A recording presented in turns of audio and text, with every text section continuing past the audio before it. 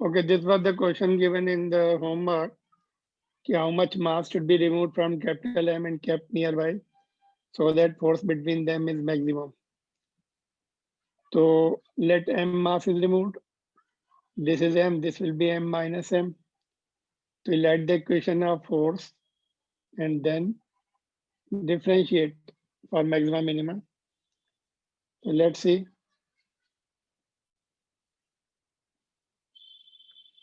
We have written the equation of force G M1 M2 by R square. इसको multiply कर लिया अंदर mm minus M square और maximum minima अभी differentiate कर दिया df by dm. m is small m is variable तो m का 1 हो जाएगा, यहाँ पे कैपिटल M बचेगा और m स्क्वायर का 2m और maximum minima df by dm should be 0. तो ये लेफ्ट साइड में 0, तो ये तो 0 है नहीं, तो ये 0 होगा, ये तो कांस्टेंट है. m minus 2m should be 0. यहाँ से m is equal to 2m, small m is equal to m by 2. Total mass का आधा निकाल के यहाँ पे रखो, तो जो फोर्स आएगा that will B maximum between them. 50% मास निकालना पड़ेगा. ऑलराइट, एक ये क्वेश्चन था कि ये दो बाइनरी स्टार्स हैं, ग्रेविटेशन फोर्स से एक दूसरे के कॉमन सेंटर ऑफ मास के अबाउट टर्न कर रहे हैं. Find out the speed. तो यहाँ पर centripetal force is provided by the gravitation force. तो gravitation force provide the centripetal force. तो GM1 M2 by R square, दोनों के बीच का डिस्टेंस D है, इज इक्वल टू M इसके ऊपर सेंट्रीपिटल फोर्स, एक के लिए एक के ऊपर सेंट्रीपिटल फोर्स ले लो, दोनों के बीच का ग्रेविटेशन फोर्स ईच को सेंट्रीपिटल फोर्स प्रोवाइड कर रहा है.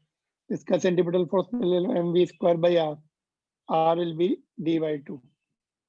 रेडियस, इतने रेडियस के सर्कल में घूम रहा है, d by 2. तो सॉल्व करने से root gm by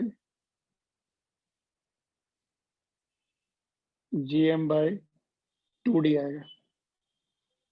alright, time period निकालना है तो डिस्टेंस अपॉन स्पीड, डिस्टेंस कितनी लेंगे, circumference 2 pi r by v. r will be equal to d by 2. v की वैल्यू यहाँ से पुट कर देंगे.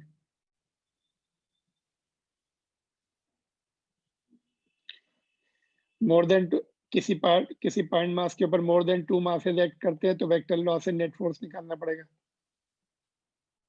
है ना. वेक्टर लॉस से नेट फोर्स निकालना पड़ेगा. फॉर एग्जांपल ये क्वेश्चन नंबर 12 है, तो इसमें अर्थ एंड सन है, बीच में से रॉकेट लॉन्च किया, कितनी डिस्टेंस पर उसके ऊपर ग्रेविटेशन फोर्स 0 होगा and what distance from the earth. तो ये टोटल डिस्टेंस r दिया हुआ है 1.5 into 10 to 11. तो लेट x डिस्टेंस पर फोर्स 0 हो जाएगा. ये रॉकेट का मास mr ले लो, अर्थ उसको इधर खींचेगी फोर्स F1 से, सन इधर खींचेगा फोर्स. तो F1 should be equal to F2. Net force 0 के लिए फोर्स ऑफ द अर्थ लिखेंगे रॉकेट के ऊपर g mass of the earth into mass of the rocket upon x square, और इधर सन का mass of the rocket into mass of the sun upon remaining distance r minus x square. तो G cancel हो गया, mass of the rocket cancel हो जाएगा, mass of the earth, mass of the sun और r दिया है, यहाँ से x आ जाएगा सॉल्व करने से. ऑलराइट,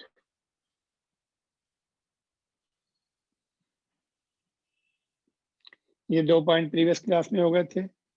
सपोज एक मास है और दूसरा सॉलिड या हॉलो स्फीयर है, उसको क्या करते हैं, उसको हटा के पूरा मास उसके सेंटर में रख देते हैं, पॉइंट मास के फार्मूले से फोर्स निकाल सकते हैं. और दूसरा, एक हॉलो स्फीयर के अंदर कोई मास m रख दो तो उसमें फोर्स 0 लगता है उसके ऊपर, क्योंकि फील्ड उसके अंदर ग्रेविटेशन फील्ड 0 होती है. फील्ड 0 होने से फोर्स 0 लगता है, ग्रेविटेशन फोर्स 0 लगेगा उसके ऊपर.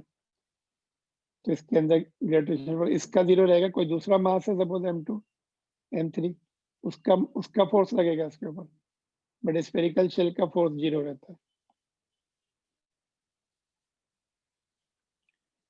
Now we are going to see the acceleration due to gravity of the earth. अर्थ की एक्सेलरेशन ड्यू टू ग्रेविटी देखते हैं. Acceleration due to gravity is the acceleration with which object will fall near the earth when they are released. So acceleration due to gravity near the earth is 9.8 होती. कैसे आती है, इसका derivation करेंगे. Suppose हमने यहाँ पे अर्थ सरफेस पे मास m रखा, अर्थ का मास m, रेडियस r है, तो इस पे एक तो फोर्स mg, दूसरा ग्रेविटेशन के उससे लिख सकते हैं gmm/r². दोनों को इक्वेट कर दिया, mm कैंसिल हो गया, तो gm/r². Mass of the earth put कर दो, रेडियस पुट कर दो, सॉल्व करो, 9.8 आ जाता है. क्रॉस यहाँ से देखो, क्रॉस मल्टीप्लाई करेंगे, gm will be g into r². ये कई जगह हमें लगेगा ये रिलेशन, gm की जगह gr² पुट कर सकते हैं. m is the mass of the earth which is 5.9 into 10^24 kg. r is the radius of the earth which is 6400 kilometre. Kilo है तो 10^3 आ जाएगा, किलो हट जाएगा. ये वैल्यू दोनों पुट कर दो तो 9.8 आ जाता है. और सपोज अर्थ की डेंसिटी यूनिफॉर्म मान लें थोड़ी देर के लिए रो, तो mass is equal to volume into density होता है. तो volume 4/3 pi r cube into density. ये मास की वैल्यू यहाँ पुट कर दो, r³ है, नीचे r². एक r ऊपर बचेगा, बाकी टर्म बच जाएंगे 3, नीचे 3 भी आएगा. तो ये सब देखो कांस्टेंट है. तो g directly proportional to radius of the earth into density of the planet. तो दो प्लेनेट्स की अगर ratio of radius and density पता है तो ratio of acceleration due to gravity निकाल सकते हैं यहाँ से.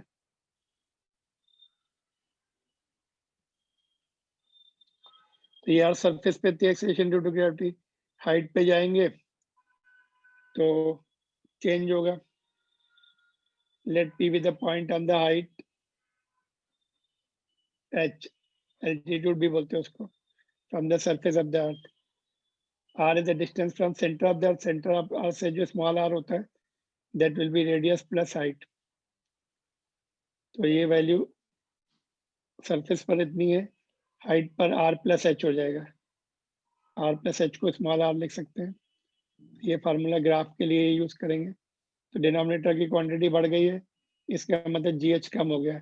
हाइट पर जाने से g की वैल्यू कम हो गई. यहाँ पे देखो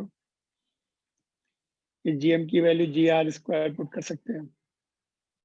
दूसरा रिलेशन ये बना सकते हैं, gr² यहाँ से जो है ये न्यूमेरिकल के लिए यूज करेंगे. अगर हाइट इनफाइनाइट हो जाए तो नीचे का टर्म इनफाइनाइट हो जाएगा, तो g 0 हो जाएगा. इन्फिनिटी पर जाने से g 0 होता है. तो gh gr² अपॉन r+h². ये न्यूमेरिकल्स के लिए यूज करने वाले हम लोग फार्मूला. तो हाइट पे जाने से g कम हो जाता है, 9.8 से कम रहेगा. If you go to Mount Everest it will be certainly less than 9.8.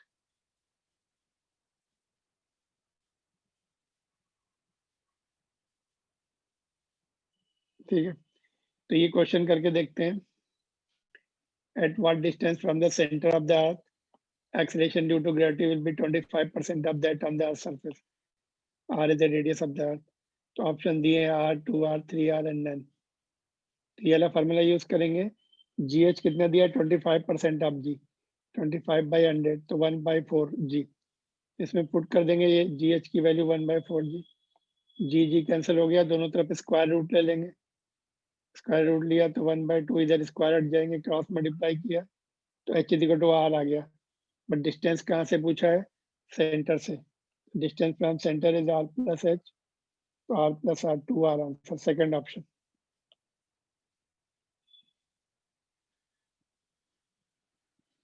तो be careful, don't mark it r. Surface से r आएगा बट सेंटर से 2r, इसमें कभी कभी मिस्टेक हो जाती है. ये एनसीईआरटी बुक का क्वेश्चन है. Body weighs 63 Newton on the surface of the earth. What is the gravitational force on it due to the earth at the height equal to half of the radius of the earth? तो mg 63 दिया surface पर, तो मास 63/g हो गया. और height का formula लगाया h = r/2, तो यहाँ पे r/2 पुट कर दिया तो 4/9 G R square by R square, तो ये कैंसिल हो जाएगा, तो 4/9 जी, तो weight at height will be m into G H, mass ये पुट कर दिया जी 63/g, और जी एच कितना आया 4/9, तो जी कैंसिल हो जाएगा, तो ये सॉल्व करने से 28 न्यूटन आ जाएगा। हाइट पर जाने से जी कम होता है तो वेट भी कम हो जाता है, मास सेम रहता है। एंड इसमें देखते हैं acceleration due to gravity at small heights, H अगर रेडियस ऑफ द अर्थ से काफी कम है तब क्या फार्मूला बनेगा, लेट अस सी। यहाँ पर हमने आर स्क्वायर को ये फार्मूला लिखा हाइट वाला, आर स्क्वायर को बाहर निकाला तो ये मिल गया, आर स्क्वायर कैंसिल हो गया, इसको न्यूमरेटर में भेज देंगे तो -2 हो जाएगा। Since h by R is very small, तो बाइनोमियल थ्योरम से ये पावर आगे आ जाती है, इसके साथ h बाई आर के साथ आ जाएगी, माइनस के साथ, तो ये रिलेशन बन जाता है। तो ये लेसर हाइट के लिए h से अप टू 25 किलोमीटर या मैक्सिमम 50 किलोमीटर तक, तो ये फार्मूला यूज कर सकते हैं। ज़्यादा हाइट हो गई तो प्रीवियस वाला फार्मूला लगाना पड़ेगा। प्रीवियस फार्मूला सभी हाइट के लिए है और ये लेसर हाइट के लिए, जहाँ पर कैलकुलेशन हमें ज़्यादा नहीं करनी तो यहाँ से निकाल सकते हैं। लेसर हाइट के लिए ये ज़्यादा, दोनों एक सेम रिजल्ट देंगे बट ये से कैलकुलेशन कम हो जाएंगे। बट मोर हाइट के लिए सपोज इसमें h इक्वल टू r/2 दे दिया, ये फार्मूले में पुट किया r/2 पर, तो जी जीरो आ रहा है इस फार्मूले से, जबकि हमने देखा 4/9 टाइम्स आता है। तो ये वाला फार्मूला जो है वो सभी हाइट के लिए वैलिड है, कम हाइट के लिए ये यूज कर सकते हैं, which will save our time. That's all. Next class में हम लोग डेप्थ का सीखेंगे। Now thank you very much for, I am closing it now. Okay.